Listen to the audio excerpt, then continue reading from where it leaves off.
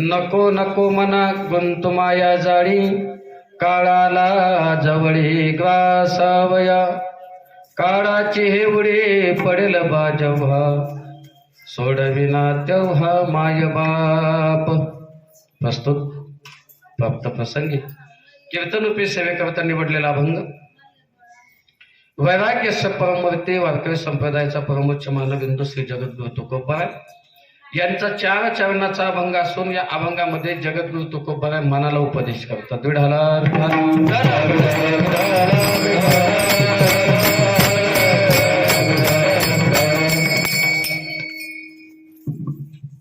संत वाङ्मय फार विशेष आहे बघा, फार विशेष आहे संत वाङ्मय. संत वाङ्मय ज्याला कळालं त्याच्या जीवनाचा उद्धार होतो. विज्ञान कितीही शिकलं, विज्ञान फक्त पोट भरायची अक्कल देऊ शकतो, पण अध्यात्म विद्या शिकल्याशिवाय मोक्ष कसा मिळावा याची अक्कल माणसाला कधीच नाही येऊ शकत. म्हणून बऱ्याच वेळेला असं लक्षात येतं, फार विद्वान असतात पण सुसंस्कृत नसतात, आणि काही लोक फार सुसंस्कृत असतात पण अभ्यास नसतो. विढाला विढाला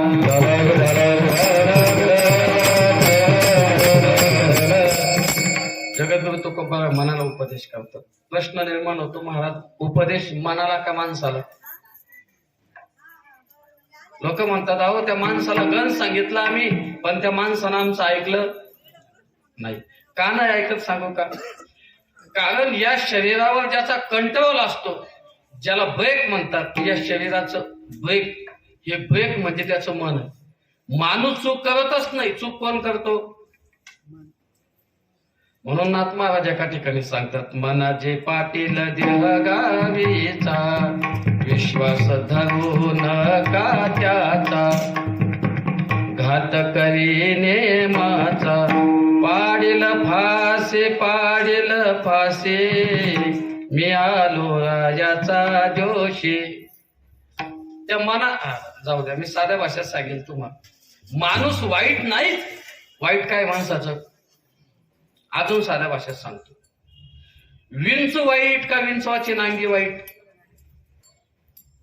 आता ज्याला डसेल त्याला बरोबर लक्षात येतं. आता ज्याला दर्शनच होईल नाही तो म्हणतो, महाराज विंचवाचा नांगीत काय फरक आहे? सारखंच, अजिबात नाही. अहो विंचू दिवसभर जरी खिशात ठेवला आणि जर त्याला नांगी नसली तर त्याच्यासारखा सज्जन जगात दुसरा कोणी नाही. फक्त काय नाही पाहिजे त्याला? नांगी नाही पाहिजे. आणि पिटकुल असलं, बारीक पिटकुल कळतं ना तुम्हाला, असं बारीक जरी असलं, नुकतं जन्माला आलेलं आणि त्याची नांगी असू द्या, रातभर झोपणं येऊ देत ते. घातक कोण आहे? विंचू घातक नाहीये. विंचवाची काय घातक आहे? नांगी घातक आहे. चला, साप आहे. साप फार मोठा साप आहे, 2 फुटाचा आहे, मोठा जाड साप आहे. पण मोठा साप आहे म्हणून विषारी आहे का सापाला दात आहे म्हणून विषारी? सापाचे दात जर काढून टाकले तर सापासारखा सज्जन माणूस नाही. पण काय नाही पाहिजे त्याला? आणि बिना दाताचे साप आहे का? हे लय विशेष आहे दादा. तसं माणूस वाईट नाही, माणसाचं काय वाईट आहे? मन वाईट आहे, मन. आणि जगामध्ये जेवढ्या कुरापती घडतात त्या फक्त मनामुळे घडतात. विढाला विढाला ऐका, ज्याच्याकडे अगोदर 10 एकर आहे, एकच पोरग आहे, किती जमीन आहे? 10 एकर. पण शेजाऱ्याचं 20 गुंठे विकवी निघलं, किती? 20 गुंठे. ज्याच्याकडे 10 एकर जमीन आहे, एकच पोरग आहे, काय गरज आहे त्याला रातचे तिथं जाऊन बांधावे करायचे 20 गुंठ्याची? पण कोण करायला लावतो? मन. म्हणून तो खूप जाऊ द्या. अजून साध्या भाषेत सांगता, माणसाचं पापही होत असेल आणि पुण्य होत असेल तर त्याला कारणीभूत फक्त मन आहे. मी सांगतोय मनाला उपदेश का, माणसाला का नाही? कीर्तन झालं, फार मोठा समाज होता कीर्तनाला. कीर्तन झालं, फार सुंदर कीर्तन झालं. एकदम कीर्तन ऐकलं, सगळं बाहेर निघल्या चपला घातल्या घालून आवाज आला, मालक मी तुमची नाही. कोण सांगितलं? चपल्यानं सांगितलं, मालक चप्पल बदल झाली, तुमची बाजूला आहे, मी तुमची नाही. मग त्यानं खाली पाहिलं, कोण? घालणाऱ्यानं डोळ्यानं पाहिलं आणि डोळ्यानं लगेच संपर्क कोणाशी केला? आता आले तुम्ही कीर्तनात. डोळ्यानं लगेच मनाशी संपर्क केला. अहो मालक, ही आपली नाही पण आपली फाटेली, ही नवी दिसते. कोण सांगितलं? मनानं सांगितलं. मालक, हे आपली नाही, हे निश्चित आहे पण ही चांगली आहे. लगेच एक दुसरं मन आहे माणसाला दोन मन आहे. एक संकल्पात्मक मन आणि एक विकल्पात्मक मन. म्हणजे एखाद्याला मित्र भेटले किंवा माणसाला असं वाटतं आजचे दिवस गेल्या ना काय होतं पार्टीला, काय होतं आजचे दिवस गेलं तर एक मन, जाऊ द्या गंज तर कमवतो आपण, 500 खर्च केले म्हणून काय झालं, जाऊ द्या एक मन. पण लगेच तिथं दुसरं मन येतं. घरी पोर आहे, चुकून हुकून जर जास्त झालीच मग लगेच कोण सावध करतं? दुसरं मन. तसं ते दुसऱ्या मनानं त्याला सांगितलंय, बघ पाप करणं चुकीचं आहे, पाप केल्याच्या नंतर शिक्षा भेटते, पाप करणं चांगलं नाही, चोरी करू नये, खोटं बोलू नये, मांस खाऊ नये, दारू पिऊ नये. त्या मनानं सांगितलं. पण मनानं सांगितलं, मालक एकदा सोडून, पण 500ची आपल्या 250चीच होती, 500ची. मग घेऊ का नको. मग मनानं शेवटचं सांगितलंय, पाय मालक इकडं तिकडं पहा, आणि कोणा जर तुम्हाला पाहिलं नसताना ना घाला निघा, नंतर काय होईल ते होऊन घेऊ. चप्पल माणसानं चोरली का माणसाच्या मनानं चोरली? आता उत्तर द्या. चोरणारा ते आहे, पण चोरी करून घेणारा कोण आहे? मन आहे. म्हणून तुकोबारांच्या लक्षात आलं, या जगाला सगळ्यात दुःखाला कारणीभूत जर कोण होत असेल तर त्याला फक्त कारणीभूत आहे की मन चंचल चपळ.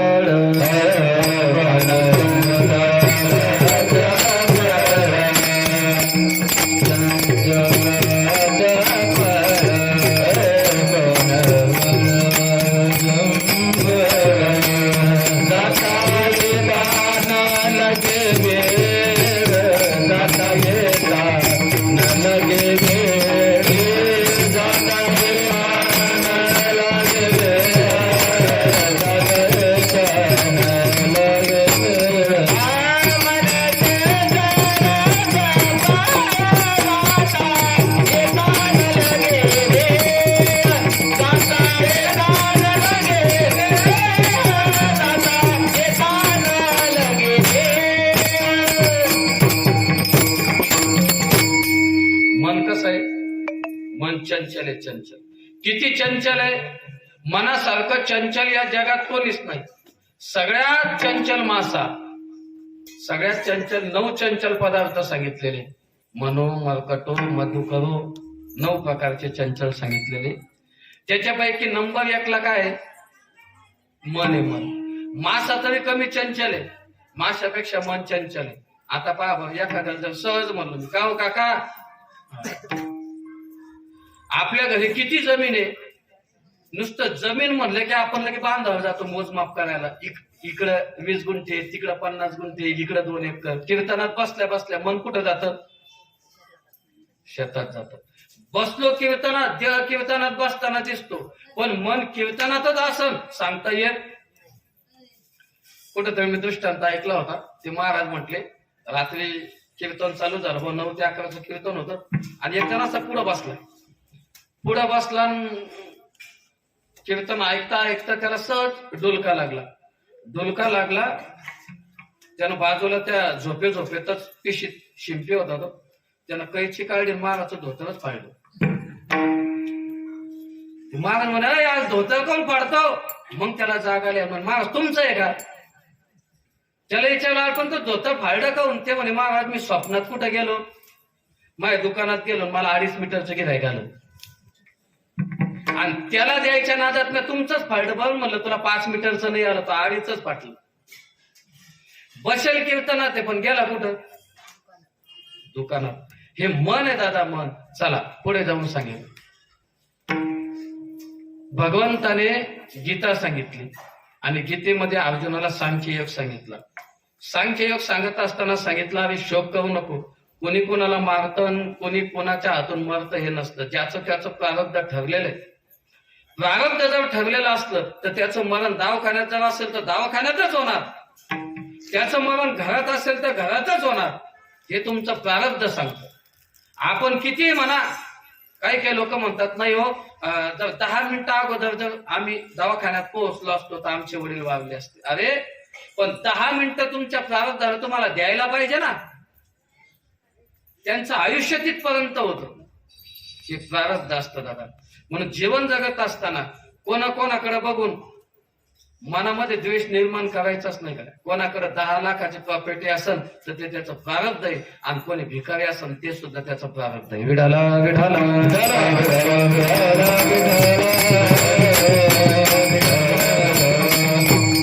अर्जुनानं सांख्य योग ऐकला, हे कोणाचंच काही नाही, तो मारतो म्हणून मरतो वगैरे वगैरे. आणि मग अर्जुनाला विचारलं देवाला, सांग अर्जुना आता युद्ध करतो का? त्यावेळेस अर्जुनानं एका शब्दात सांगितलं, देवा तो आतापर्यंत जे काही सांगितलं ते माझ्या हृदयापर्यंत पोहोचलंच नाही. का? याचं कारण असं आहे म्हटले, चंचलम हि मन कृष्ण प्रमाथी निबलवृद्धडम. अहो ज्या मनानं तुमच्या गोष्टी ऐकायच्या ते मन आता माझ्या ताब्यात राहिलं नाही.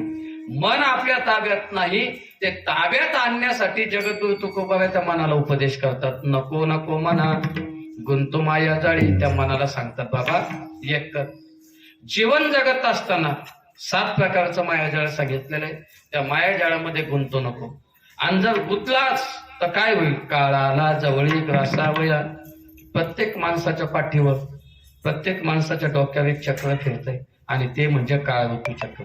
प्रत्येक माणसाच्या डोक्यावर घड्याळ आहे, आपल्या हातात असते, पण जीवाच्या डोक्यावर घड्याळ आहे.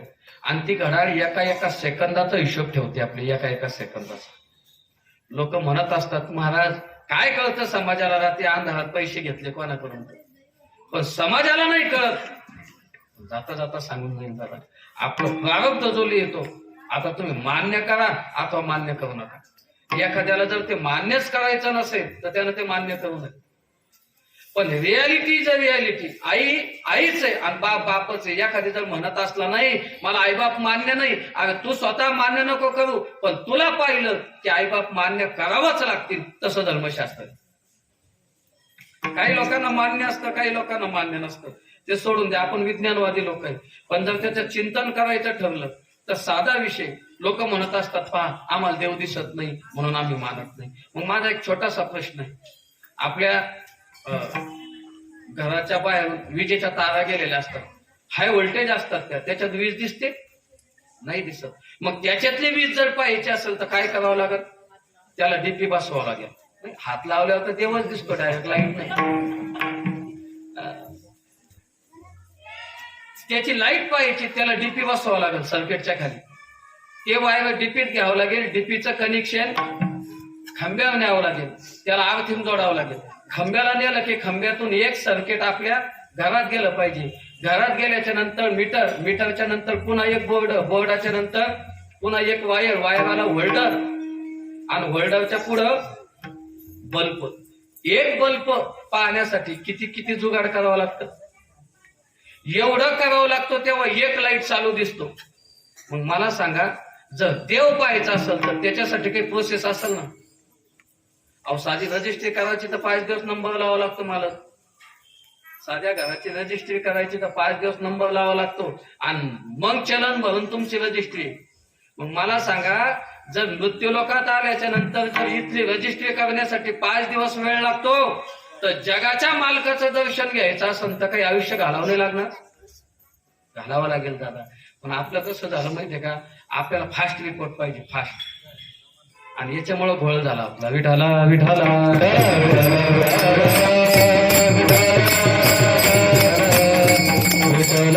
प्रत्येकाच्या डोक्यावर एक चक्र फिरतंय, त्याला काळरूपी चक्र म्हणतात. घडी घडी काळ वाट याची पाही, अजून किती आहे अवकाश. प्रत्येक क्षणाचा हिशोब आपला होतोय. म्हणून जर आपण नाही पळबार्थ केला, नाही मनाला समजावलं तर काय होईल? काळाला जवळी ग्रासावया. एक दिवस असा येईल की यम येईल आणि आपल्याला घेऊन जाईल. महाराज तुमच्या लक्षात नसेल, मी ज्या घरात राहतो, मी ज्या नातेवाईकांमध्ये संबंधामध्ये राहतो, मला इतके मानतात लोक. माझे आई वडील मला 2 सेकंद सोडायला तयार नाही. मला नुसता ताप जरी आला तरी मला MGM ला नेतात, मोठ्या मोठ्या दवाखान्यामध्ये नेतात. काय सांगावं तुम्हाला घरच्या विषयी माझं प्रेम. त्यावेळेस तुकाराम महाराज सांगतात, बाबा काळाची ही उडी पडेल बा जेव्हा, सोडविना तेव्हा माय बाप. सगळ्यात मोठा दाखला देऊन टाकला. ज्यांनी या जगामध्ये आणलं, ज्यांनी या जगाचं स्वरूप दाखवलं, ते आईबाप सुद्धा मरणाच्या टायमाला काहीच करू शकत. तो त्यांचा नाविलाज आहे. त्यांची इच्छा असते माझ्या मुलांना जाऊ नये, पण तरी सुद्धा ते थांबवू शकत. असं कधी झालं का पहा बरं. आमदार व्हेंटिलेटरवर लावला आमदार, आणि खासदार आला, खासदारानं सांगितलं मी तुला आमदार आहे ना, तुला खासदार करतो, थांब 2-4 दिवस. थांबतो का तो? नाही दादा.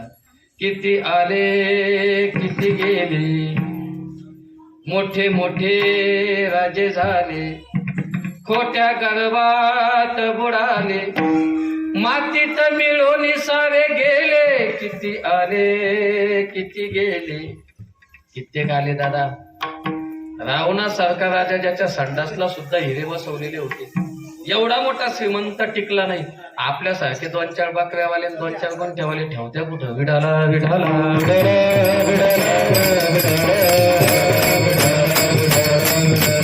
काही म्हटले जाऊ द्या, माझं घरचं वातावरण नसेल माहीत तुम्हाला, जरा कमी जास्त असेल, पण या जगाचा, या देशाचा मालक साध्या भाषेत पंतप्रधान माझा साला आहे, माझा मेवणा आहे, माझा साडू आहे, माझा बाप आहे, माझा भाऊ आहे. मग एवढा मोठा असल्यावर सुद्धा मला सोडू शकत नाही का? त्यावेळेस महाराज फार सुंदर सांगतात, सोडविना राजा, राजा म्हणजे आताचा पंतप्रधान, सोडविना राजा देशीचा चौधरी. देशीचा चौधरी म्हणजे तलाठी. एक सही केले की सगळं बदलत होतं. चला, ब्रह्मदेवाच्या नंतर त्याचाच नंबर लागतो. ब्रह्मदेव विठ्ठल लिहत असतो आयुष्यभर, त्याचं आयुष्यभराचं, आणि तो नुसत्या कोऱ्या कागदावर लिहत असतो. दोघांकडे शक्ती आहे. ब्रह्मदेवानं ठरवलं तर आपलं आयुष्य उद्ध्वस्त होऊ शकतं, आयुष्य बसू शकतं. ब्रह्मदेवानं ठरवलं तसं या जगातलं ब्रह्मदेव म्हणजे तलाठी. त्याला जर ठरवलं रातातून तर 10 एकरचे 10 गुंठे आणू शकतो, 10 गुंठ्याची 10 एकरवर नेऊ शकतो. आता ऑनलाईन झालं म्हणा, आता ते सोडून. बाकीचा जुना काळ होता, ऑनलाईन नव्हतं, रातचे फेर केले त्यानं, सोडून द्या. पण तो जरी पाहुणा असला, तो ज्याच्या हातात जेवढी ताकद आहे, तो जरी पाहुणा असला, सोडविना राजा देशीचा चौधरी, आणि एक सोयरे भली भली सोयरे सुद्धा सोडवत नाही. एक महत्वाची गोष्ट सांगतो जरा. जीवन आहे तोपर्यंत चांगलं जगा, जीवन आहे तोपर्यंत सत्कार्य करा, जीवन आहे तोपर्यंत समाजसेवा करा, जीवन आहे तोपर्यंत आई वडिलांची सेवा करा, जीवन आहे तोपर्यंत स्वतःची हौसमौस करा, जीवन आहे तोपर्यंत चारित्र्य संपन्न जीवन जगा. मेल्याच्या नंतर फक्त प्रोसेस चालते. काय चालते? प्रोसेस. सास टूटते ही सब रिश्ते टूट जाएंगे. एकदा का माणसाचा श्वास तुटला की आपोआप रिश्ते नाते सगळे तुटत असतात. आतापर्यंत लोक म्हणत असतात मामा कुठे आहे, काका कुठे आहे, बाबा कुठे आहे, तात्या कुठे आहे, अण्णा कुठे आहे. पण मेल्याच्या नंतर लोक म्हणतात मृतदेह कुठे आहे. काय म्हणतात? हे नाही म्हणत अण्णा कुठे आहे, अण्णाचा मृतदेह कुठे आहे. याचं कारण ज्या दिवशी तुम्ही गेले त्या दिवशी तुमचे सगळे नाते संपले. विढाला विढाला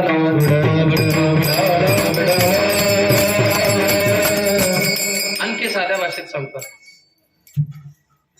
नातेवाईक समाज माणसाच्या कितपत साथ देतो. घरामध्ये अंत्यविधी झाली, प्रत्येकाच्याच घरामध्ये होते. अंत्यविधी झाले, फोन लावले, पाहुणे रावळे आले, सगळे पाहुणे रावळे. अंत्यविधी म्हणजे जे आपण यात्रा काढतो, अंत्ययात्रा, प्रेत चालतं, त्या प्रेताच्या पाठीमागं चालतात नातेवाईक का पुढं चालतात? हो, जरा बारकाईने चिंतन करा. कुठं चालतात माय? पाठीमागं. लक्षात ठेवा, उत्तम लक्षात ठेवा. मी समाज सांगतो, समाज कसा. सगळे पाठीमागं चालतात.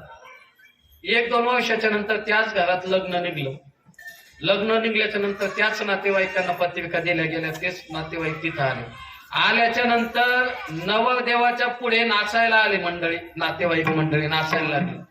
नवरदेवाच्या घोड्याच्या पाठीमागं का पुढं? तुम्हाला अजून मी सांगूच का आता? अहो, तुमच्या जीवनात जर दुःख आलं तर समाज, नातेवाईक कुठे आहे? लोक म्हणत असतात साहेब टेन्शन घेऊ नका, आम्ही तुमच्या पाठीशी. ते म्हणत आम्ही तुमच्या पुढे, सांगा काय करू, आम्ही तुमच्या पाठीशी. आणि आनंदाचं काम असू द्या, सांगा घोडा कोणता सांगू, कोलंबीचा सांगू का, मुकुंदवाडीचा सांगू का, इकडं बीडचा सांगू, कुठं असतात ते. अहो लग्नाची सुपारी देऊ नये मोकळे होतात तिकडून तिकडे घोड्यावाल्याला, मग सांगते आम्ही घोडा पाहिला. बरं आनंदाचे समय लोक कुठं असतात, तुमच्या पुढे असतात. हा समाज आहे दादा. म्हणून जीवन जगत असताना सगळ्यात महत्वाचा एक पॉइंट सांगून जाईल, अंडरलाईन द सेंटेन्स. या वाक्याला अधोरेखित करून जीवनामध्ये याच्यानुसार वागण्याचा प्रयत्न करा. आपण समाजात कुणाला कितीही चांगलं म्हणा, लोक तुम्हाला मोठं करणार नाही. आणि समाजात तुम्ही कोणाला कितीही नावं ठेवा, ते तुम्हाला खाली आणणार नाही. तुम्हाला वर जरी जायचं असेल तरी तुमचं प्रारब्ध आणि तुमचं कर्म. चांगलं वागा गड्या तुम्ही, चांगलं वागा. चांगलं वागल्याच्या नंतर तुम्हाला जग जरी विरोधक झालं तरी तुमचं नाव होणार. फक्त चांगलं वागा. आणि वाईट वागा तुम्ही. सगळे लोक जरी सपोर्ट मध्ये असले तरी एक दिवस रावणासारख्याचा नायनाट झाल्याशिवाय राहत नाही. हे माणसाचं कर्म आहे. विडाला विडाला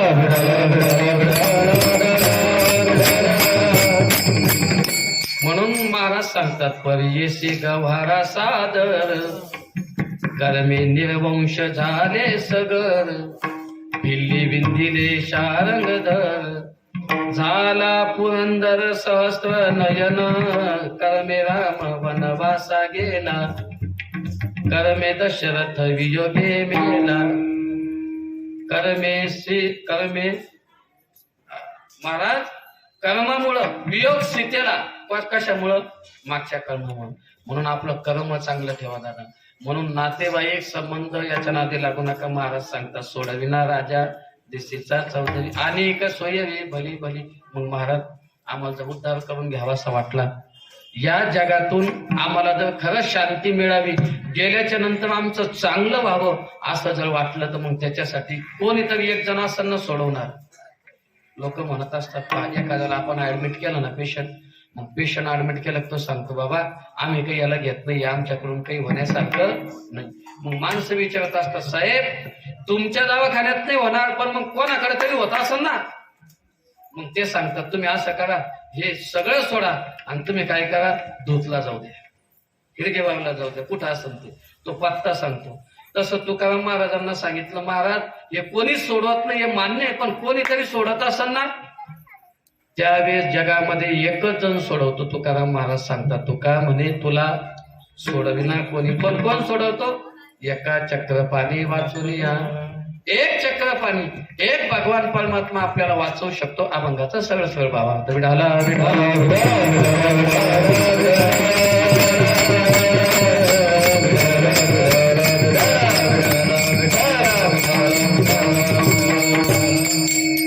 अभंगाचा सरळ भावार्थ आपल्या समोर सांगितलं. कार्यक्रम कशाच्या निमित्तानं आहे हे आपल्याला सगळ्यांना माहिती आहे, तरी सुद्धा जाताना एक नामनिर्देश करून जातो. कैलासवासी नामदेव हनुमंता सोनवणे गेले 12 दिवस झाले काका आपल्यामधून निघून जातात. आणि त्यांच्या उत्तर कार्याच्या निमित्तानं आजची कीर्तन सेवा आहे. ज्यांच्या माध्यमातून माझ्याकडे आली ते श्री विठ्ठल हनुमंता सोनवणे, त्यांचे भाऊ प्रवीण कुमार नामदेव सोनवणे, सचिन कुमार नामदेव सोनवणे, दोघंही चिरंजीव, आणि समस्त सोनवणे परिवार यांच्या माध्यमातून ही सेवा माझ्यापर्यंत आली. फार काय सांगावं दादा, प्रत्येकाला जावंच लागतं. इथं सांगणारा सुद्धा जाणार आहे, ऐकणारा सुद्धा जाणार आहे. असं काहीच नाही मी कीर्तन करतो म्हणजे मी काय बॉन्ड लिहून आलेले 100 वर्षाचा, असं अजिबात. प्रत्येकाला जावं लागणार. आज आपण सगळे कीर्तनात बसलोय, कीर्तनातून घरी जाण्याची सुद्धा आपल्याकडं शाश्वती नाही. बरेच लोक म्हणतात, अहो आत्ताच्या घेतला आम्ही सोबत आत्ता, आणि लगेच बातमी आली गेले. माणसाचं जाणं वाईट आहे दादा, पण जाणं कसं असावं हे फार फार कमी लोकांना कळतं. माणसाचं जाणं कसं असावं. माऊली ज्ञानोबा सांगतात, का झाकलिया घटीचा दिवा, नेनी जे काय झाला केव्हा, या रीती जो पांडवा देह ठेवी.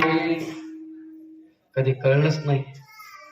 चालता बोलता माणूस आमच्यामधून निघून जातो ना, त्याचं मरण चांगलं सांगितलेलं आहे दादा. माणसं मरायचं सगळ्यांनाच आहे, पण मरण कसं यावं हे फार महत्वाचं आहे. काही राष्ट्र सेवा करत असताना जातात, काही समाज सेवा करत असताना जातात, आणि काही मातृपितृ सेवा करत असताना जातात. जाणं फारसं महत्वाचं नाही, जाणं प्रत्येकालाच आहे, प्रत्येकाला जावं लागणार आहे. मी सुरुवातीलाच बोलतो, या ठिकाणी कोणी असो, कोणी असू द्या, सगळ्यांना जावं लागणार आहे दादा. पण जीवनामध्ये दोन व्यक्ती कधीच जाऊ नये. जाणं तर प्रत्येकालाच आहे, पण मुलाच्या जीवनातले आई आणि बाप कधीच जाऊ नये बा, कधीच जाऊ नये. ज्याच्या जीवनातले आई बाप गेले ना, त्याला किंमत विचारा. ज्याचा हात गेला त्याला हाताची किंमत विचारा. ज्याला पाय नाही दादा त्याला पायाची किंमत विचारा.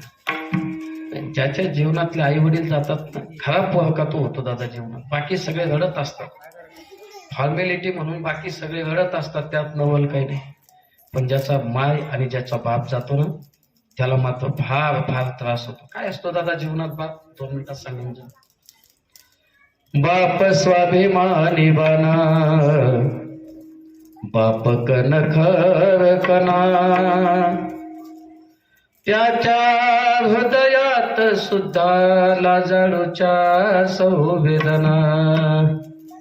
3 शिफ्ट मध्ये काम करतो बाप, 3 शिफ्ट मध्ये, फर्स्ट सेकंड. महिना पोराचं बायकोचं तोंड सुद्धा ज्याला पाहायला भेटत नाही ना, तो घरातला बाप असतो. घराचं बांधकाम बाकी आहे, गाडी घेणं आहे, पोराला शाळेत शाळेत टाकणं आहे, त्याची फी भरणे, याच्यासाठी अव्याहतपणे जो झगडतो ना दादा, त्याला बाप म्हणतात. किती ठिकाणाहून कर्ज काढलं, किती ठिकाणी प्लॉट घेतले, फक्त बापालाच माहित असतं. जोपर्यंत पोरगा बाप होत नाही तोपर्यंत बाप काय असतो या बापाची किंमत त्याला कळत नाही. उन्हाळ्याचे दिवस पत्र झाडायला पोरगा पाठवला वरती, बाप खाली होता, म्हातारा बाप, आणि चपला घेऊन आला बाप म्हातारा. अरे बाळा ते पाय जळतील, ये चपला घाल. त्यावेळेस पोरानं सांगितलं, बाबा 5च मिनिटाचं काम आहे, कशाला चपला घालायच्या? तसंच कामाला लागलं. त्यानं पुन्हा दुसरा आवाज दिला, अरे दादा पाय जळतील उन्हाचे, तू चपला घाल. त्यानं सांगितलं, बस अंगप, तुम्हाला काही काम नाही, मी करतो तर मलाही करू देत नाही, बस अंधार एका जागी. बापाला वाटलं याला आपली किंमत नाही कळाली. त्याचं पोरग होतं 3-4 वर्षाचं. म्हाताऱ्यानं ते पोरग उचललं, गल्लीत आणलं, बिना चपलाचं पोरग रोडवर ठेवलं, त्याचे पाय जळायला लागले, पोरग रडायला लागले. त्यानं वरतून आवाज आला, बाबा तुम्हाला काही डोक्याचा भाग आहे का? तुमच्या समोर माझ्या पोराचे पाय जळू राहिले, त्याला उचलायचं सोडून दिले, आणि तुम्ही कोणाकडे पोर राहिले? त्यावेळेस बापाने सुंदर उत्तर दिलं, तुझ्या पोराचे पाय जळाले, हे जसं तुझ्या अंतःकरणात दुखलं ना, तसं माझ्या पोराचे पाय जळू राहिले, माझ्या अंतःकरणात जळतं, माझ्या अंतःकरणात दुखतं. पण हे कधी जेव्हा बाप होईल तेव्हाच बापाची किंमत कळण. विढाला विढाला म्हणून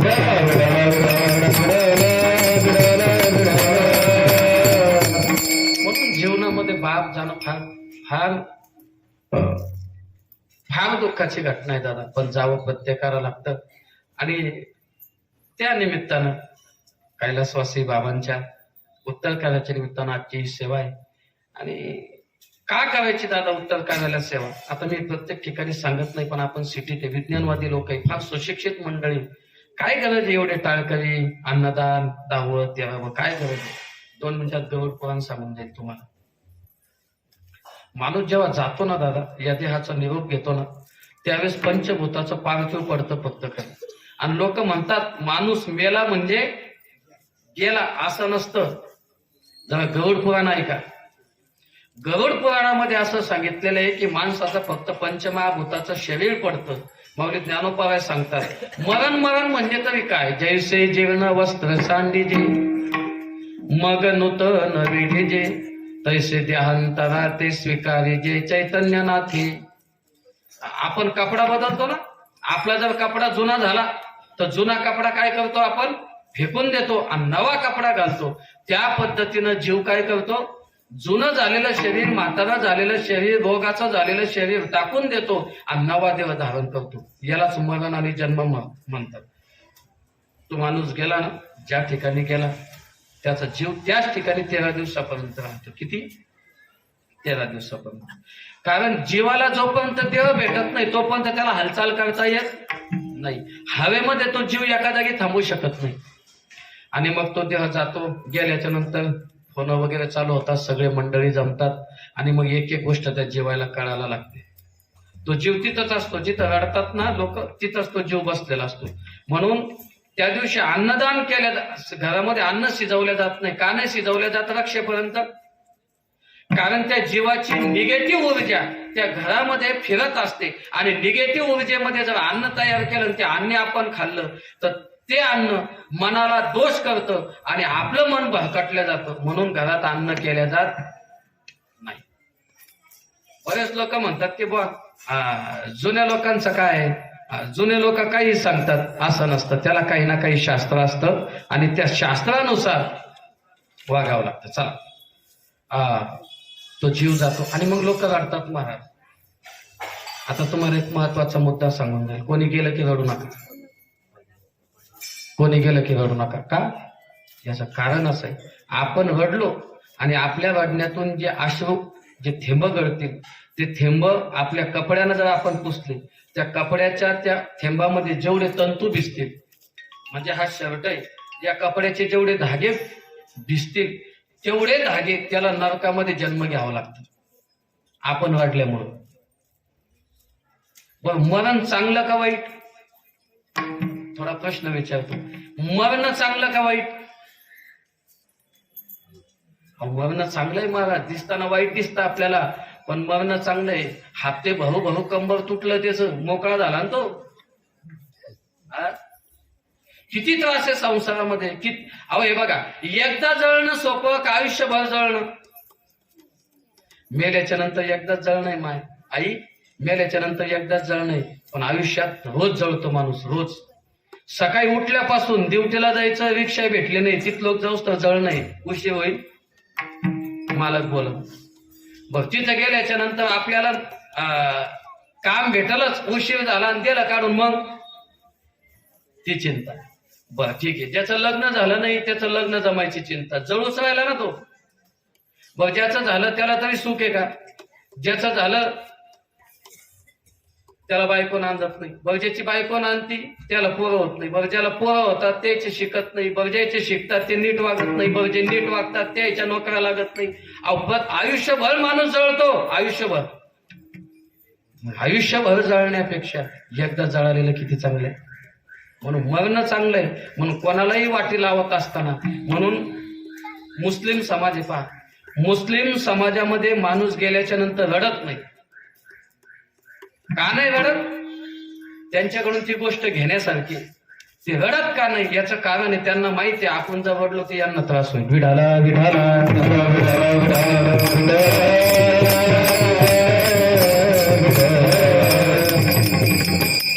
म्हणून रडू नये माणसानं.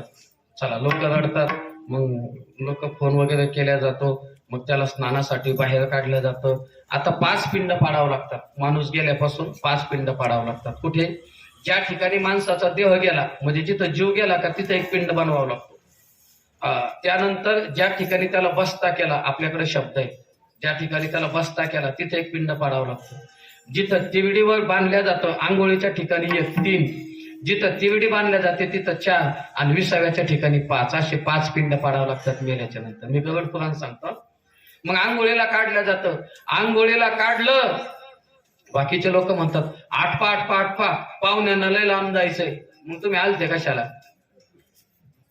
किती नवले समाजाचं. मी बोललो ना, इकडं काय चाललंय हे नाही लोकांना घेणं, पण लोकांना त्यांची गाडी सुटायची चिंता आहे. आपण कोणाच्या भरोश्यावर जीवन जगू राहिलो मला अजूनही नाही कळत. शेवट लोक जे म्हणतात आटपा वेळ झाला, वेळ म्हणजे त्यांना मौतीसाठी सुद्धा थांबण्याला तुमच्याकडे वेळ नाही, साध्या भाषेत. अजून पुढे जाऊन सांगेल दादा, काही मंडळी असे गाडीवर येतात, फक्त तोंड दाखवतात आणि लगेच जातात. मी म्हणलं दादा तुम्ही आता आले लगेच चालले? नाही म्हटले, तोंड दाखवावं लागतं. म्हणजे लोकांना इथं बसण्याची सुद्धा तुमच्यासाठी वेळ. म्हणून आपलं आयुष्य कोणासाठी चालले? त्यांच्यासाठी चाललं ना. मग तिवडीवर बांधल्या जातं दादा. बांधताना आता तो जीव तिथंच भरकटत असतो बरं का. आता त्या तिवडीला बांबू असतात, त्या बांबूमध्ये तो जीव प्रवेश करतो आणि बांबूमध्ये त्या जीवानं प्रवेश केला की ती तिवडी उचलतात 4 खांदेकरी आणि 5वा पानवड्या. पानवड्या हा मुलगा असतो. चला, जावई वगैरे खांदे देतात, मुलं खांदे देतात, 20व्यापर्यंत जाते. 20व्यापर्यंत खाली 20व्यापर्यंत गेले की ती आमची यात्रा पुन्हा खाली ठेवल्या जाते. प्रेत खाली ठेवल्या जातं आणि खाली ठेवल्याच्या नंतर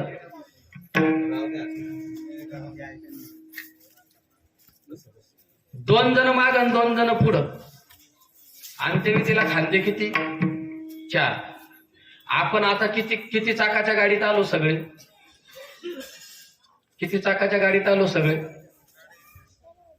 4 चाकाच्या. आणि आपल्याला शेवट किती चाकाची गाडी? 8. लोकांना इतकी गडबड असते, लोक म्हणतात 4 नाही 8 वर जाऊ द्या. विठाला विठाला विठाला विठाला विठाला विठाला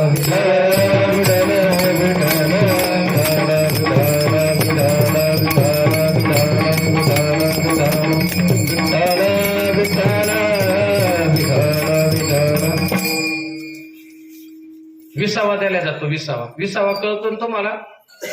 विसावा कुठं? हा, आता आले तुम्ही. किती लाखाचा बंगला बांधला म्हणजे बंगल्यात विसावा. किती लाखाची गाडी म्हणजे गाडीत विसावा. किती एकरचा 7-12 म्हणजे शेतात विसावा. अहो, हे सगळं फळ ठरतं तेव्हा माणसाला विसावा. गावाच्या बाहेर आतमध्ये सुद्धा नाही. बघा, विसावा द्याला की माणसाला तिथं अन्नदान केलं जातं. जो जीव जातो ना त्या जीवासाठी अन्न ठेवलं जातं. काय राहतं ते? गुलाबजाम, बासुंदी, पुरणाची पोळी. काय असतं महिला मंडळी? भाकरीचा कुटका. पण शिळा का ताजा तो सांगा. हा, हे महत्वाचं आहे. भाकरीचा तुकडा असतो तो कसा असतो? शिळा असतो दादा. म्हणजे ज्या माणसानं आयुष्यभर घराला ताजी भाकर खाऊ घाली त्याच्या बी नशिबात शेवट ताजी भाकर नाही. विडाला विडाला आई रे बैमान दुनिया, आई रे बैमान दुनिया, आई रे बैमान दुनिया, आई रे बैमान दुनिया. हे माँ बाप को कोई नहीं माने, औरत का बहुमान रे, आई रे बेईमान दुनिया, आई रे बेईमान दुनिया. आणि तिथं शिळी भाकर देतात दादा. अंत्यविधी गेल्याच्या नंतर वापस येऊन पहा, त्या पिठाला असे बारीक बारीक बारीक भोक्षे असतात, होल असतात. कशासाठी? तो जीव खाण्याचा प्रयत्न करतो पण त्याला खाता येत नाही. काय नसतं त्याला? जेव्हा नसतो तो जीव खाण्याचा प्रयत्न करतो. म्हणून मेल्याच्या नंतर जर भरल्या पोटानं जाणं नसेल आणि गेल्याच्या नंतर जर आपल्याला शिळी भाकर खाणं नसेल तर जिवंतपणे चांगलं अन्नदान करा. विडाला जाताना कोणचं वाहन? 4 जना मिल गडी बनाई, चढा काठ की डोली. जातानाचं वाहन सांगतो. 4 जना मिल गडी बनाई, चढा काठ की डोली. तिथं गेल्याच्या नंतर 4 तरफ से आग लगा दी, फूक दईर जैसे होरी. चातन मांझता रे दिन माट में मिलना, चातन मांझता रे दिन माट में मिलना, चातन मांझता रे दिन माट में मिलना, चातन मांझता रे दिन माट में मिलना. 4 जण गडी बनवतात. गडी म्हणजे घर. 4 जण घर बनवतात, त्याच्यावर माणसाला बांधतात आणि तिथं नेतात. आणि तिथं गेल्याच्या नंतर लोक म्हणतात, अहो फुलं टाकले का? फुलं लक्षात आले असते ना तुमचे? झेंडू, गुलाब, जाई, जुई, शेवंती. कोणचे फुलं टाकतात तिथं? येड्या बाबळीचे. असे मोठे मोठे, आणि मग ते फुलं टाकतात आणि तिथं गेल्याच्या नंतर त्या प्रेताला त्याच्यावर ठेवल्या जातं आणि आग लावतात. आग कोणीकडून लावतात हो? बालकांनी चिंतन करा बघ जरा, कोणीकडून लावतात? मुलगा असला तर मुखाकडून लावतो आणि जावई असला तर पायाकडून लागतो. दोन अग्नी सांगितलेल्या, एक मुख अग्नी एक भडाग्नी. मुख अग्नी फक्त मुलगाच देऊ शकतो, जावई नाही देऊ शकत. आणि भडाग्नी फक्त जावई देऊ शकतो, मुलगा नाही देऊ शकत. मुखाकडून अग्नी डाग दिला की समजावं पोरानं दिला, आणि पायाकडून दिला की समजावं जावयानं पुतण्यानं काय असेल ते. बरं, एकीकडून नाही पेटवत महाराज. लोक इतके हुशार आहे, लोक म्हणतात सगळीकडून पेटवा. चुकून उकून एकीकडून पेटलं नाही राहिलं मग सगळीकडून पेटवतात. पुढं फार सुंदर आहे पहा. पेटल्याच्या नंतर मी जीवनाची सत्यता सांगतो आपल्याला, मला फक्त इतकं सांगायचंय. प्रेत जळायला लागलं की त्याच्याकडे बारीक पहा, त्या चितेकडं. उद्या आपल्याला सुद्धा जळायचंय. ते जळतं कसं, कबीरजी फार सुंदर सांगतात.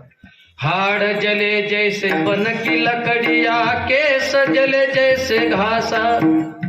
हाड़ जले जैसे बन की लकड़िया, केस जले जैसे घासा. कंचन जैसी काया जल गई, कंचन जैसी काया जल गई, कोई नहीं आगे पासा. तन मांझता रे एक दिन माटी में मिल जाना. तन मांझता रे एक दिन माटी में मिल जाना. काय जळतं? हाडं जळतात. पेटल्याच्या नंतर असा चटचट चटचट चटचट आवाज येतो पहा. जसं वाळेल गवत जळतं तसं माणसाच्या शरीरावरचे केस जळतात, आणि जसा पोकळ बांबू जळतो तसे माणसाचे हाडं जळतात. अरे आयुष्यभर ज्याला फॅरन लवली लावली, फेरन हँडसम लावलं, साबणे लावल्या, अत्तर लावले, गुलाबजल लावलं, काय काय लावलं असं, एवढं सगळं केलं, पण एक दिवस त्याची काय झाली? होळी झाली. होळी बरं ती कोण केली? याची होळी कोण केली? शेजारच्यांनी, आपल्या विरोधकांनी कोण केली? हा महत्वाचा मुद्दा आहे. पुढं फार सुंदर सांगतात महाराज. बरं ठीक आहे, गेला माणूस, त्याला तीन चक्र मारतात, पाणी पाजतात, सत्व रज आणि तव. चला, माणूस गेल्याच्या नंतर दुःख किती दिवस? आता बोला, माणूस गेल्याच्या नंतर दुःख किती दिवस? लोक प्रेत जाळून येतात, प्रेताला आग्नी देऊन येतात, पण घरी आल्याच्या नंतर कोणता घास? कडू घास. आणि तिसऱ्या दिवशी तुमच्याकडे गोड जेवण नसतं का? माणूस गेल्याचं दुःख आहे का आनंद आहे? दुःख आहे. मग जेवण कडू पाहिजे का गोड पाहिजे? 3 दिना तेरी तिरिया रोवे नातेवाईक. 3 दिना तेरी तिरिया रोवे, 13 दिना तेरा भाई.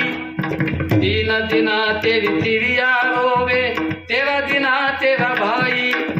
जन्म जन्म तेरी माता रोवे, जन्म जन्म तेरी माता रोवे, करके आस पराई.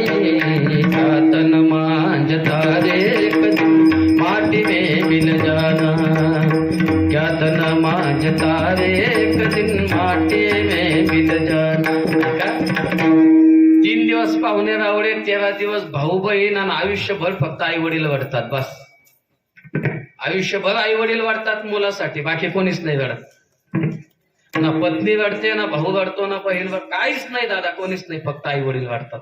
म्हणून जीवनामध्ये जर कोणाची सेवा करायची तर फक्त आई वडिलाची करा गड्या. बाकीच्यांची किती सेवा करा, एक दिवस तुमची होळी करणार आहे, पण आई बापाची सेवा करा, मेल्यानंतर सुद्धा आशीर्वाद देऊन जाणार आहे. विठाला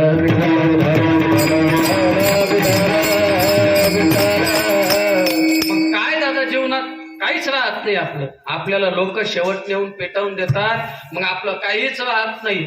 कबीरजी फार सुंदर सांगतात. माटी ओढना माटी बिछोना, माटी का सिरहाना. माटी ओढना माटी बिछोना, माटी का सिरहाना. कहता कबीरा सुन ले रे बंदे, कहता कबीरा सुन ले रे बंदे, ये जग आना जाना. का तन मांझता रे एक दिन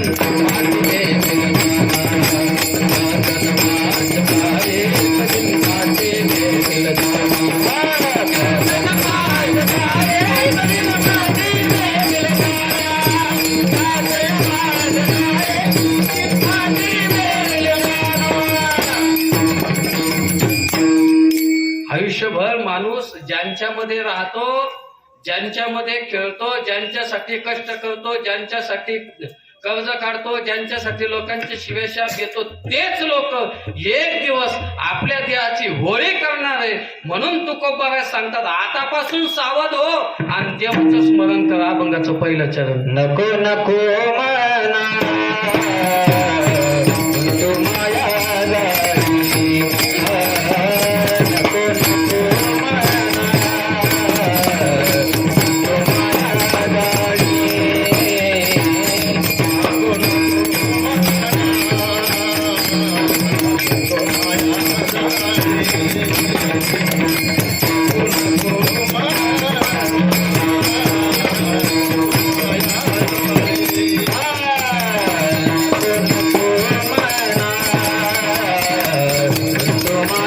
झाली,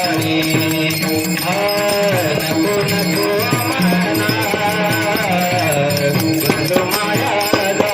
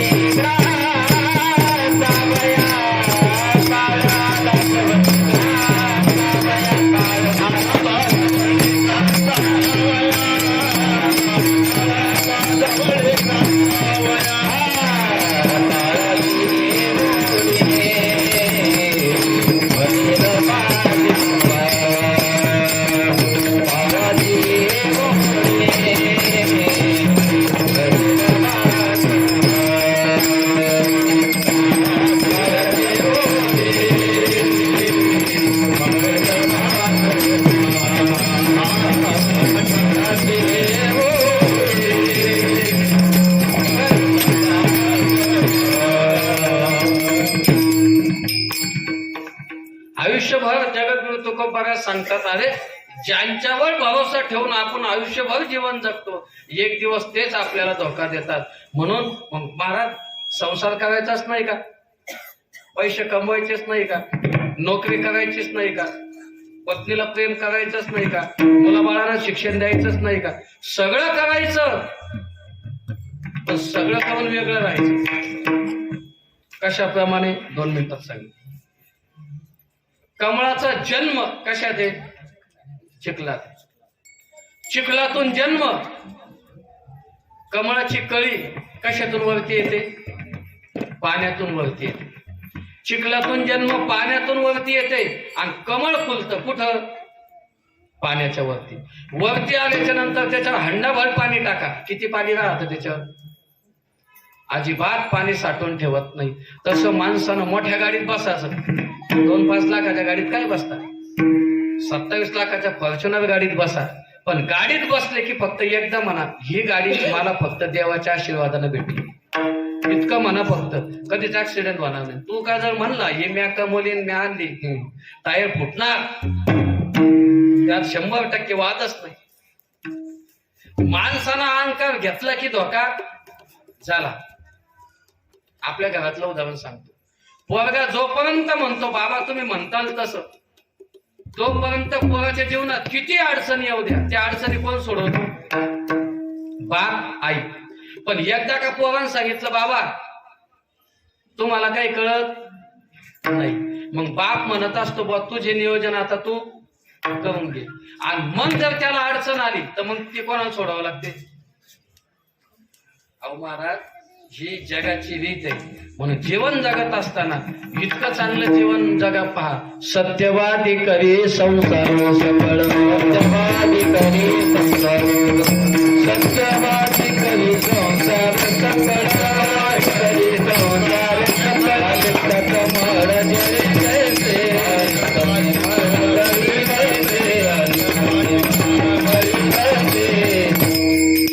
आलिप्त कमळ पाण्यात येतं चिखलात येतं, पाण्यातून वरती येतं, पण जसं ते पाणी साठवून ठेवत नाही तसं माणसानं गाड्या घोडे पद काय काय करायचं असं सगळं करायचं, पण ज्या दिवशी वेळ येईल त्या दिवशी ते सगळं सोडायचं आणि भगवंताचं चिंतन करायचं. याला खरा संसार म्हणतात. सासूचं सासूपण किती दिवस? कोणाच्याच घरात झाले नाही का? सासूचं सासूपण फक्त पोरीला घरातलं सगळं कळून देण्यापर्यंत. बालका नाही का? सासूचं सासूपण कुठलं? नवीन आलेल्या सुनाला सगळं कळून देण्या इतपत. आणि तिला काही एकदा कळालं की ती आपली लायकी काढायच्या अगोदर चाव्या तिच्या हातात द्यायच्या, घरी बसून जागेवर बसून चहा घ्यायचा. हे सासूचं कर्तव्य. बापाचं कर्तव्य कुठलं? एकदा का बापाच्या पायातला बोट पोराच्या पायात फेसोफेस बसला की बापानं समजून घ्यावा आजपासून नियोजन तुझ्याकडं, तू काही कर. जीवन जगत असताना या 2-4 गोष्टी फार महत्वाच्या आहेत. आपल्याला दुःख का भोगावं लागतं याचं कारण असे, आपण योग्य वेळेवर योग्य गोष्ट करत नाही. योग्य वयात योग्य गोष्ट केली की ती नासत नसते. दूध जर दही बनवायचं, दुधाचं जर दही बनवायचं तर बिगर तापवलेल्या दुधात दही टाकून जमन का? बरं टाकलं तर ते दही जमत नाही, खराब होतं, नाचतं. असे असे बारीक बारीक बारीक बारीक बारीक बोनक्या बोनक्या होतात. ते दही होतं ते, पण म्हणावं तसं होत नाही. पण चांगलं तापू द्या, थंड होऊ द्या आणि मग दही टाका. दही खापाच्या खापा होतात का?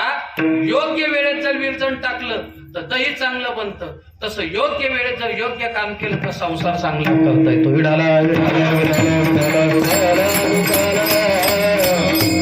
म्हणून महाराज सांगतात इथं आले ना मनाचं समाधान करा. आणि मन ज्याच्या ताब्यात तो जगात सुखी. काय? मन ज्याच्या ताब्यात तो सगळ्यात सुखी. पहा बर, माणूस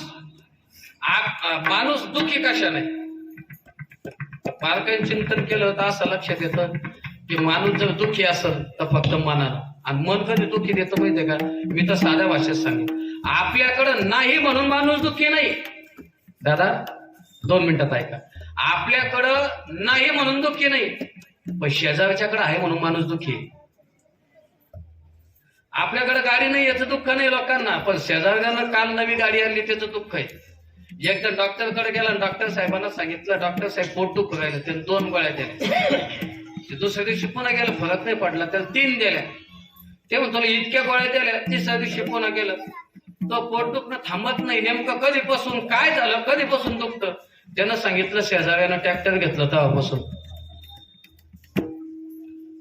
कोणत्या गोळ्या? अख्खा डॉक्टर जरी उघडून पेला तरी मनाला औषध आहे का? लोक म्हणतील महाराज ह्या बाबाकडे जा दारू सोडवतो, त्या बाबाकडे जा दारू सोडवतो. दारूवर औषध आहे? औषध आहे दारूवर? अजिबात औषध नाही. दारूवर एकच औषध आहे. कोणतं? अहो साधं मन आहे. माणसाला समाधानी राहायचं असेल तर त्याचं कारण मन. आपल्या मालकाची पगार 10,000च असू द्या, आपल्या मालकाची 10,000 रुपये पगार असू द्या, पण त्यानं 10,000ची पगार आणली आणि त्यानं जर 3,000 रुपये घर खर्चासाठी तिच्या मालकिनीच्या हातात, त्या पत्नीच्या हातात दिले, तिनं फक्त एका शब्दात म्हणावं मालक इतके तर लागतच नाही, मला 2,500 काम होतं. तिने इतकं म्हणू द्या, त्या घरासारखं समाधानी घर कुठंच नाही. आणि तिनं का जर म्हणलं मला 4,000 लागते, तुम्ही 3च दिलं की पहिल्या तारखेपासून शेवटच्या तारखेला पांगेलच. काय पाहिजे माणसाची? समाधानता पाहिजे. अहो काही पट्ट्यानं बंगले, पट्ट्यानं, पण तरी झोप येत नाही. 2-2 गोळ्या घेणं पडत्या झोपेच्या. आणि काही फुटपाथवर झोपतात. एवढ्या थंडीचा अंगावर सुद्धा काही नाही राजा. आता औरंगाबादला नेहमी जाणं येणं असतं. पाहतो मी जरा तिकडे कलेक्टर ऑफिसकडे इकडे तिकडे जाऊन अंगावर घ्यायला सुद्धा काही नाही. मग त्या महानगरपालिकेजवळ एक महात्मा आहे, कोणतरी असेल भिकारी, लोक बिस्लरी आणून देतात त्या माणसाला. मी एक दिवस लांबून पाहिलं, माझं काम होतं तिथं. मी जाग गेलो तिथं, म्हणलं विचारलं, म्हणलं बाबा एवढ्या थंडीचं तुम्ही अंगावर कपडे नाही, गादी नाही काही नाही, तरी सुद्धा तुम्हाला लोक बिस्लरी आणून देतात, तुम्हाला लोक इथं खायला काही आणून देतात. त्यांनी उत्तर काय दिलं सांगू का? त्यांनी उत्तर दिलं, मला जे आणून देतात ते विचार काय करतात, आपल्याकडे एवढं सगळे पण आपण समाधानी नाही, या माणसाकडे काहीच नाही पण आज समाधानी, मग कमीत कमी आपण त्याला इतकं तरी द्या. आज कोट्याधीशापेक्षा तो भिकारी श्रीमंत आहे, कारण त्याचं काय समाधानी बाबा, त्याचं मन समाधानी आहे, मन. आणि म्हणून जगद्गुरु तुकोबाराय सांगतात, तुम्ही काहीच करू नका गड्या, एकदा त्या मनाला आपल्या ताब्यात घ्या, आणि एकदा आपलं मन ताब्यात आलं की आपला उद्धार झाला. काही लोक म्हटले, महाराज अहो आमचं फार मोठा, आमचे मी मेल्याच्या नंतर मला बरेच जण असे की मला सोडवतील. तुकाराम महाराज स्पष्ट शब्दात सांगतात, असं काहीच नसतं, ह्या पोकळ गप्पा आहे, कोणी कोणाला सोडू शकत नाही. तुकाराम महाराजकडे एक मुलगा जायचा, शिष्य होता बाबांचा, कीर्तनाला जायचा. एक दिवस रातचं जायचं काम पडलं आणि त्यांनी सांगितलं, बाळा चला आपल्याला कीर्तनाला जायचं. ते म्हण, महाराज रातचं नाही येऊ शकत गड्या. ते म्हणले काय झालं? म्हणले बाबा 2 वर्ष झाले लग्न होऊन, मी एकटाचे माझ्या आई बापाला, मी गेल्याशिवाय ते जेवत नाही, मी जर घरी गेलो नाही तर ते झोपत नाही, मी गेल्याशिवाय घरातलं कुठलंच काम होत नाही. तुकाराम महाराज म्हटले, अरे ये तो सब माया है, दुनिया में कोई किसी के बगैर कुछ भी कर सकता है, रह सकता है. ते म्हणले, महाराज मला नाही मान्य. मग ते म्हटले, असं कर, तुला पाहायचं ना, मी तुला योग शिकवतो. त्याला एक योग शिकवला, श्वास बंद पण नाडी चालू.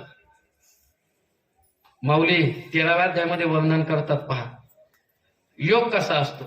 काही लोकांचं आयुष्य 200 वर्षाचं असतं पण त्यांचं वय दिसत नाही, कारण ते योग करत असतात. योग. आता रामदेव बाबा किती म्हातारा असं सांगता येतं का?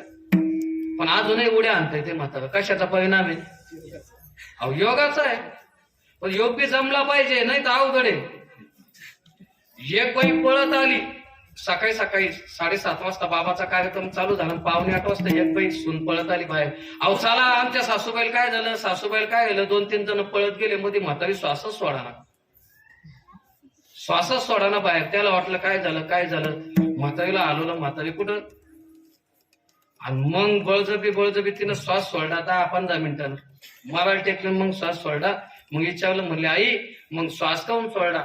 म्हणले, रामदेव बाबांनी सांगितलंच नाही श्वास सोडा, धरा वडा म्हणून सांगितलं, पण सोडा म्हणून कुठं सांगितलं. मध्ये म्हातारी लाईट गेली, म्हाताऱ्यानं तेव्हा सांगितलं.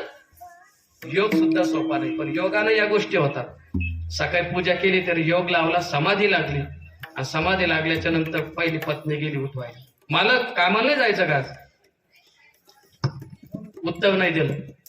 त्याला असं वाटलं, ध्यान लावलं असं, पुन्हा 10 मिनिटांनी गेली, आणि 10 मिनिटांनी गेल्याच्या नंतर हात लावल्याबद्दल शरीर थंड वाटलं.